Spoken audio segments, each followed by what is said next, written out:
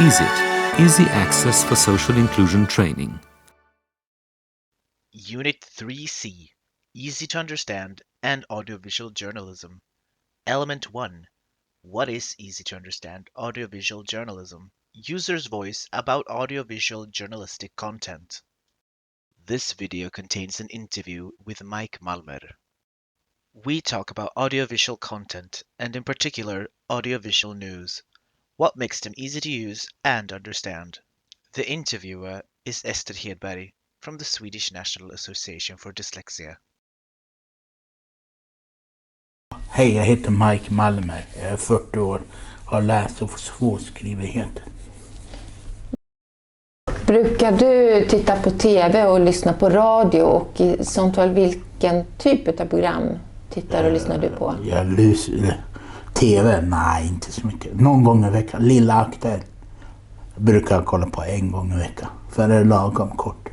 Då hinner man inte bli. De tar upp allt som är bra. Ja. Och så klartext lyssnar jag på. Klartext på radio? Ja.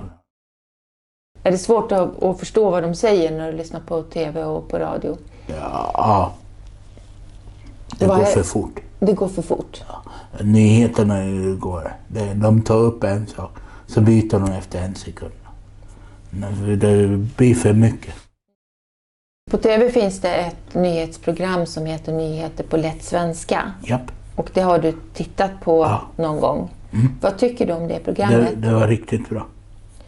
Varför är det bra? För jag tog dem en sak i tag. Och de förklarar tydligt. Finns det någonting de skulle kunna göra för att det skulle bli ännu bättre för dig? Ja, men de tar upp saker. Men sen om jag vill veta om 19 mera. Hur gör jag då? För det finns 100 material. Vad är det som gäller? Så om du vill fördjupa dig, veta mer om ett ämne, då är det svårt att veta hur du ska ta reda på mer. Ta reda på mer, för då är det så här mycket. Och det är inte hemskt. Och då, för att då, om du går till vanliga nyheter då menar du? Eller tidningar. Men det är bra att titta på de här? Det är bra att titta på, då vet man som händer. Men sen om jag vill fördjupa mig, då tar det stopp. Då tar det stopp. För då har de inte utvecklat. Du vill att det fördjupningsmaterialet också ska vara på lätt? Ja, så man förstår. Bara för att du tar upp en så, jag blev nyfiken. Nu ska jag fördjupa mig. Nej, det går inte. Nej. För då fastnar man. På radion finns det ett program som heter Klartext som du brukar lyssna på. Ja. Vad tycker du om det? Vad är bra och dåligt riktigt med? Bra. Det är riktigt bra. För de pratar om, du hör en annan röst. Det är inte talsyntes. Du hör någon som läser upp nyheterna. Okay. Och den tar sakta. Intervjuer. Vad handlar de nyheterna om? Ja, om Coop. Nu var det mycket om viruset. Och olika. De har olika sådana. Du får välja. Så om jag blev intresserad av något, då kan jag lyssna på det. Ja. Då är det någon som berättar. Ja. Vad är du intresserad utav för nyheter? Mycket idrott blir det. Mycket sport. Men du är också intresserad utav vad som händer i världen? Ja. Men det går inte att få in allting. Du tittar också på ett program som heter Lilla Aktuellt. Kan du berätta om det? Det är bra, för de tar upp alla ämnen som är bra. Om jag vill. Då kanske jag lyssnar på radion, så kan de ta upp det mera. Okay. De kanske tar upp det lite längre. Men hur är Lilla Aktuellt? Det är också kort. Det är också kort? Ja. Så att du orkar lyssna? Jag orkar lyssna. Ja. Men pratar de lite långsammare där också? Är det långsammare tempo där också? Du vet, de tar ett ämne till punkt. Så byter de. När de byter ämne så börjar de nytt ämne. Okej, så en sak i taget. Och så förklarar de ganska bra. Ja. Du tycker ju om idrott. Och när de visar på tv eller pratar om idrott på tv så visar de ju ofta tabeller. Det är seriespel och det är en andra. Och det är mycket tabeller när det gäller politik och ekonomi och andra saker som du är intresserad utav. Ja. Men hur går det när du ska titta på tabeller? Det går bort. Jag klarar inte. Det är för mycket information. Och jag fattar inte vad det står. Men nu visar de ju ansikter till exempel på valet. 80% röstar på honom. Och olika visningar. Är det bättre? Ja, de förklarar. Men det går för fort ibland. Till exempel val och ekonomi går för fort. Så att det skulle vilja att det gick lite långsammare? Lite långsammare.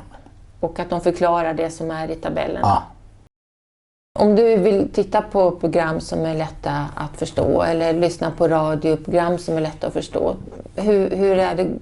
De ligger ofta på Play-kanalerna. Hur är det att hitta dem? Kan du hitta dem? Nej, ett djungel att hitta dem. Svårt. Om man inte frågar någon. Om man får reda på något. Hur man gör. Ja. Så du brukar fråga någon om hur det finns? De vet hur de gör. De som jobbar med radio och tv, vad skulle de kunna göra för att det ska bli lättare för dig att förstå? Hålla sig till, eller prata tydligare och inte så fort. Och ta istället för att läsa, ta det stegvis. Så att en sak i taget? Ja, inte 100 saker på en minut. Nej. Så det brukar vara. Nu är det väderreklam. Okej, så lugnt tempo. Lugnt tempo. Och prata tydligt. Ja. Vad tänker du om svåra ord och sådär? Skippa dem. Skippa de svåra orden? Ja, om det finns svåra ord då kan man kanske göra något annat. Välja ett annat ord istället. Ja. This video was prepared by Ester Hedberg from the Swedish National Association for Dyslexia and produced by Ester Hedberg and Rio Hellgren from the Swedish National Association for Dyslexia.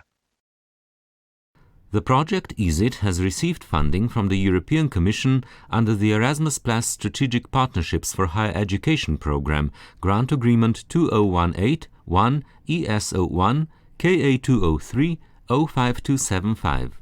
The European Commission's support for the production of this publication does not constitute an endorsement of the contents, which reflect the views only of the authors, and the Commission cannot be held responsible for any use which may be made of the information contained therein. This work is licensed under a Creative Commons Attribution, Share Alike 4.0 International License. Partners of the EASIT project: Universitat Autónoma de Barcelona, Università degli Studi di Trieste, Universidade de Vigo, Stiftung Universität Hildesheim, SDI München, Dyslexieverbundet, Radio Televizija Slovenija, Zavod RISA.